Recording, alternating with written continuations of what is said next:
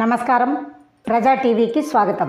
నేటి ముఖ్యాంశం: పెంచిన విద్యుత్ ఛార్జీలు తగ్గించాలని డిమాండ్ చేస్తూ నేడు కదిరి పట్టణంలోని విద్యుత్ శాఖ కార్యాలయం ముందు భారతీయ జనతా పార్టీ రాష్ట్ర ఉపాధ్యక్షుడు విష్ణువర్ధన్ రెడ్డి ఆధ్వర్యంలో ఆ పార్టీ నాయకులు ధర్నా నిర్వహించారు.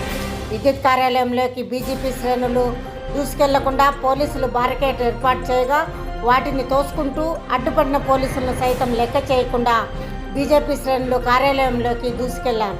పోలీసులు అప్రమత్తమై వెంటనే వారిని అదుపులోకి తీసుకుని అరెస్టు చేసి స్టేషన్కు తరలించారు.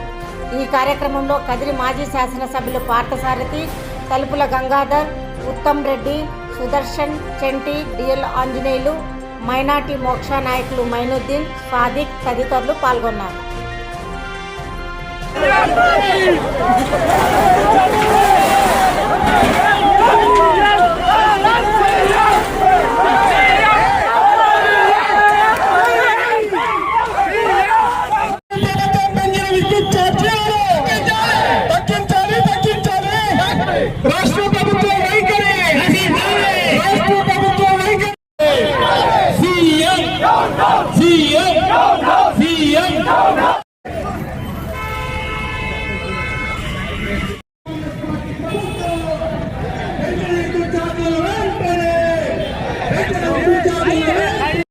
అన్ని అసెంబ్లీలో కూడా భారతీయ జనతా పార్టీ ఆధ్వర్యంలో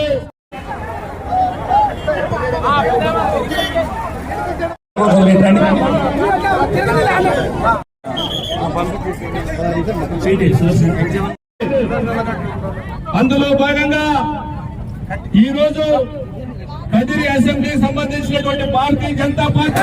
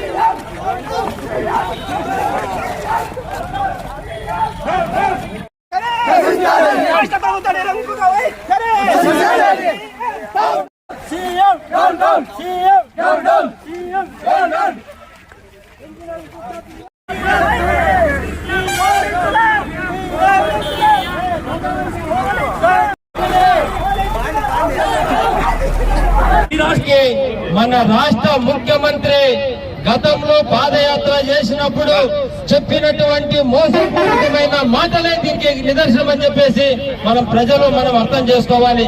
ఎందుకంటే ఆయన పాదయాత్ర పెడుతూ చెప్పారు, ఇదే కదిర్లో ఇందిరాగాంధీ సర్కిల్లో ఒక మాట కాదు, రెండు మాటలు కాదు, నవరత్నాలు ఆ రోజు చెప్పడం జరిగింది. సోదరులారా, మీ ముందరికి నేను వచ్చాను. గత ప్రభుత్వాలు చేసినటువంటి అన్యాయాన్ని మీకు వివరిస్తున్నాను. ఒక్కటి కాదు, రెండు కాదు, ఒక్కటి చెప్తాను. కరెంటు బిల్లులు తక్కువ ఉన్నటువంటి కరెంటు బిల్లులు ఇక్కడ ఉత్పత్తి అయ్యే పరిస్థితులు ఉన్నప్పుడు కూడా చంద్రబాబు నాయుడు చేసినటువంటి కరెంటు బిల్లులు ఎంతో భారం మోపారో చూడండి. అలాంటి ప్రభుత్వాన్ని మనము గత బిల్లులని చెప్పినటువంటి వ్యక్తి జగన్మోహన్ రెడ్డి గారు. ఆ రోజు చెప్పారు, నవరత్నాల్లో ఏ ఒక్క మాట కూడా నిజంగా మనస్ఫూర్తిగా మంచి మనసుతో చేసేటువంటి సందర్భమే లేదు. ఒకటి కాదు, ఈరోజు అమ్మ కూడా చెప్పారు, చిన్నపిల్లలకు తల్లిదండ్రులు అందరూ కూడా ఆశపడారు, కానీ డైరెక్ట్ గా అమ్మ కూడా ఇచ్చారు. దాని పక్కన వచ్చేసి నాయనకు ఒక బుట్టి ఇచ్చారు, తాగి అనారోగ్యంతో సావాలని చెప్పి. అలాంటి వ్యక్తి ఈ రోజు ఒకసారి కాదు, రెండు సార్లు కాదు, మూడు సార్లు కాదు, 7 సార్లు మన రాష్ట్రంలో పేద ప్రజలకు ఇంటి బాడి కట్టలేనటువంటి పరిస్థితులు ఉన్నప్పటికీ కూడా ఆయన కరెంటు ఛార్జీలు కట్టాలి. ఏదో ఒక రోజు పొరపాటు కట్టలేకపోతే ఈ కరెంటు ఉన్నటువంటి ఆఫీసర్లు ఒక్క రోజుకి 500 పైనైతే రాబట్టే పరిస్థితి కూడా మనం చూస్తూ ఉన్నాం. కాబట్టి భారతీయ జనతా పార్టీ 2019లో అధికారంలోకి వచ్చిన తర్వాత భారత ప్రధాని నరేంద్ర మోడీ గారు దేశంలో అనేక వేల గ్రామాలకు 24 గంటలు కరెంట్ ఇస్తే ఈయన మాత్రం ఆ కరెంటును అమ్ముకొని సొమ్ము చేసుకుంటున్నాడు. వాళ్ళ అనుచరులకు అదే విధంగా కాంట్రాక్టులు ఇస్తున్నాడు. కాబట్టి జగన్మోహన్ రెడ్డి గారు మీకు టైం అయిపోయింది. మీ యొక్క మోసపూరితమైనటువంటి మాటలు ప్రజలందరూ విన్నారు, మోసపోయారు. అలాంటి అవకాశం మీకు రాదని చెప్పి భారతీయ జనతా పార్టీ ఈ రోజు 1000 మందితో ధర్నా చేస్తే నెక్స్ట్ నువ్వు కానీ నీ మనసు మారి ఈ కరెంటు ఛార్జీలు తగ్గించకపోతే వేలాది మంది రోడ్ల మీదకి వచ్చి ఈ ప్రభుత్వం మెడలు వంచుతామని చెప్పేసి తెలియజేసుకుంటూ ఒక వ్యక్తికి తెలుసు కాబట్టి ఖచ్చితంగా ఏమాత్రం కూడా వాళ్ళు ఆలోచన వచ్చినప్పుడు ఓటు వేసే సందర్భంలో ఖచ్చితంగా జగన్మోహన్ రెడ్డి పాదయాత్రలో ఏం చెప్పాడో ఇప్పుడు ఏం చేస్తున్నా అనేది వాళ్ళ బిల్లు చూస్తేనే తెలుస్తుంది. వాటిని మభ్యపెట్టడానికే ప్రభుత్వం డబ్బులు ఖర్చు పెట్టుకుని రకరకాల పథకాల పేర్లతో మీడియాలో ప్రతిరోజు అడ్వర్టైజ్మెంట్లు మాత్రమే గడిపేస్తున్నాడు. కానీ ప్రజలు ఖచ్చితంగా జగన్మోహన్ రెడ్డి ప్రభుత్వానికి చరమగీతం పాడేటువంటి రోజు దగ్గరలో ఉంది. 2 విషయాలు విద్యుత్కు సంబంధించి మనం తెలుసుకోవాలి. గంగాధర్ ఇంతకు ముందే చెప్పాడు, దాదాపుగా దేశంలో ఉన్న ప్రతి ఒక్క గ్రామానికి కూడా విద్యుత్తుని ఇచ్చిండేటువంటి ఘనత, ప్రతి ఇంటికి పేదవారి ఇంటికి కూడా విద్యుత్తు ఇచ్చిండే ఘనత ఒక్క భారతీయ జనతా పార్టీకే దక్కుతుందని సగర్వంగా మనం చెప్పుకోవాల్సినటువంటి అవసరం ఉంది. అంతేకాదు గత ప్రభుత్వాల్లో అది చంద్రబాబు నాయుడు ఉన్నప్పుడు కానీ, అంతకు ముందు రాజశేఖర రెడ్డి ఉన్నప్పుడు కానీ, ఇంకెప్పుడైనా కానీ విద్యుత్ అంటే ఎప్పుడు వస్తుందో ఎప్పుడు పోతుందో తెలియదు. 2014లో నరేంద్ర మోడీ గారు అధికారంలోకి వచ్చిన తర్వాత మొట్టమొదటి నెలలోనే దేశంలో ఒక 3 రాష్ట్రాలకు మనము 24 గంటల విద్యుత్ ఇస్తాం. ఆ విద్యుత్ ఇవ్వడం ద్వారా పరిశ్రమల్లో ఎక్కువగా ఉత్పత్తి వస్తుంది, అక్కడ ఉండేటువంటి వాళ్ళందరికీ ఉపాధి దొరుకుతుంది, ఉద్యోగస్తులు బాగుపడతారు, వ్యాపారస్తులు బాగుపడతారు, కూలీలు బాగుపడతారు, శ్రామికులు బాగుపడతారు, రైతులు బాగుపడతారు అనే ఉద్దేశంతో విభజన చేయబడిన ఆంధ్రప్రదేశ్ రాష్ట్రానికి మొట్టమొదటిగా 24 గంటలు కరెంట్ ఇచ్చిండేది ఒక్క భారతీయ జనతా పార్టీని అనేటువంటి విషయాన్ని మనం సగర్వంగా కూడా చెప్పుకోవాలి. అక్కడితో ఆగలేదు. యావత్తు దేశం మొత్తంలో కూడా ఈ రోజు 2014 ముందు కరెంటు కోతల యొక్క దేశాన్ని చూసాం. 2014 తర్వాత కరెంటు కోతల దేశమైతే లేదు, కానీ ఇట్లాంటి రాష్ట్రాలలో మన యొక్క జేబులు కోత చేసేటువంటి ప్రభుత్వాన్ని మనం చూస్తున్నాం. ఏదో ఒక ఛార్జీ పేరుతో మనకు తెలియకుండా మామూలుగా ఎలా ఉంటుంటే గట్టిగా కొడితే నొప్పి అవుతుందని కొంచెంగా పిల్లగిచ్చి తొట్లు ఊపినట్లుగా చేస్తుంది ఈ యొక్క ప్రభుత్వం. అయితే వానికి తెలిసిపోవచ్చు కానీ పైన వానికి నేను పిల్లగిచ్చుతున్నాను కదా అని దానికి ఖచ్చితంగా బాధపడేటువంటి వారికి తెలుసు. ఆ బాధను రాబోయేటువంటి ఎన్నికల్లో ప్రస్ఫుటిస్తారు. ఈ రోజు ఇంతమంది విద్యుత్ ధర్నా కోసం ఇక్కడికి స్వచ్ఛందంగా కూడా వస్తున్నారు కార్యకర్తలతో పాటు ప్రజలు కూడా. అంటే దాని మీద ఉన్న వ్యతిరేకతను గుర్తించాలి. అవినీతితో చేసేటువంటి యొక్క ప్రభుత్వాన్ని కొంత వాళ్ళు అవినీతి తగ్గించుకున్నా చాలు. మొత్తం అవినీతి తగ్గిస్తే ఆంధ్రప్రదేశ్ రాష్ట్రం ఎప్పుడో గుజరాత్ రాష్ట్రాన్ని ఇంకో రాష్ట్రాన్ని కూడా దాటిపోయేటువంటి అవకాశం ఉంది.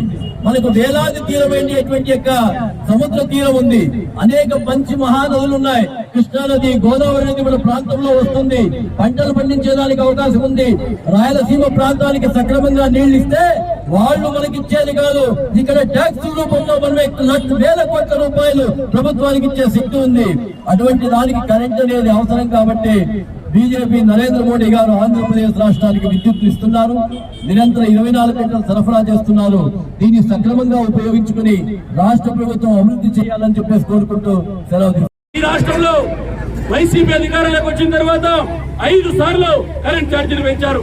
5 సార్లు కరెంట్ ఛార్జీలు పెంచితే ఈ ప్రభుత్వం పేదలకు ఆ విద్యుత్ ఛార్జీలు ఎట్లా పెంచుతుందని చెప్పే పరిస్థితి లేదు. ఒకసారి మీరు అందరూ కూడా అర్థం చేసుకోవాలి. ఈ రోజు ఆంధ్రప్రదేశ్ లో ఈ సంవత్సరం ఒక్క నెలకు 280 కోట్ల రూపాయలు విద్యుత్ ఛార్జీలు పెంచి పేదల దగ్గర వసూలు చేస్తున్నారు. అంటే 12 నెలలకు 3000 కోట్ల రూపాయలు పేదల నుంచి ఈరోజు వసూలు చేస్తున్నారు. నేను అడుగుతున్నా, అందులోన రాయలసీమ ప్రాంతాల్లో విద్యుత్ ఛార్జీలు ఎక్కువ, ఆంధ్రప్రదేశ్ లో కోస్తాలో తక్కువ, ఆంధ్రప్రదేశ్ లో ఉత్తరాంధ్రలో తక్కువ. ఎక్కడన్నా విద్యుత్ ఛార్జీలు రాష్ట్రంలో ఒక ధర ఉంటుంది, రాయలసీమలో మాత్రమే ఈరోజు విద్యుత్ ఛార్జీలు ఎక్కువ ఉన్నాయి. విద్యుత్ ఛార్జీలు ఎందుకు ఎక్కువ ఉన్నాయంటే వాళ్ళు చెప్తున్నటువంటిది ఏంటంటే రాయలసీమలో ఎక్కువ వినియోగం చేస్తారు కాబట్టి, మేము వినియోగం ఎక్కువ చేస్తున్నారు కాబట్టి దానికి సంబంధించినటువంటిది మేము డబ్బులు ఎక్కువ ఇస్తున్నామని చెప్తున్నారు. సోదరులారా, ఒక విషయాన్ని నేను అడుగుతున్నా. రాయలసీమలో ఎన్టీపీసీ ఉంది, పెద్ద ఎత్తున కరెంట్ ఉత్పత్తి అవుతుంది. రాయలసీమలో మనం ధర్నా చేస్తున్న ప్రాంతానికి ఎన్పికుంటలో 40 కిలోమీటర్లలో విద్యుత్ తయారవుతుంది. ఎన్టీపీసీ నుంచి కర్నూలులో ఓరోకల్లో తయారవుతుంది, శ్రీశైలం డ్యామ్ లో తయారవుతుంది. రాయలసీమలో కరెంటు తయారు చేసి ఈ రాష్ట్రానికి అంతా ఇచ్చి ఈ రాయలసీమలో ఉన్న పేదలు, రైతులు ఈ రోజు విద్యుత్ ఛార్జీలు బిల్లులు కట్టాలా? ఏమి న్యాయం ఇది? రాయలసీమ నుంచి ముఖ్యమంత్రి చేసుకున్న పాపానికి జగన్మోహన్ రెడ్డి గారు ఇస్తున్నటువంటి నిజమైన గిఫ్ట్ ఇది. ఈ రాష్ట్రంలో 2024 ఎన్నికల్లో ఈ ప్రభుత్వానికి 100% బుద్ధి చెప్తారనే విషయాన్ని నేను గుర్తు చేస్తున్నా. ఉండే హక్కు కోల్పోయింది. ఇది పేదల వ్యతిరేక ప్రభుత్వం, పేదల మోసపూరిత ప్రభుత్వం, పేదల ద్రోహి ప్రభుత్వం. ఆంధ్రప్రదేశ్ లో వైసీపీ పోవాలి, ప్రజలు బాగుపడాలి. ఆంధ్రప్రదేశ్ లో వైసీపీ ప్రభుత్వం పోవాలి, ఈ రాష్ట్రంలో విద్యుత్ ఛార్జీలు రావాలి. ఆంధ్రప్రదేశ్ లో వైసీపీ ప్రభుత్వం పోవాలి, పేద ప్రజలు ఆనందంగా ఉండాలి. ఖచ్చితంగా ప్రజలు బుద్ధి చెప్తారని ఇంత పెద్ద ఎత్తున ఈ రోజు ఈ ఆందోళన కార్యక్రమానికి విచ్చేసినటువంటి అందరికీ కూడా అభినందనలు తెలియజేస్తూ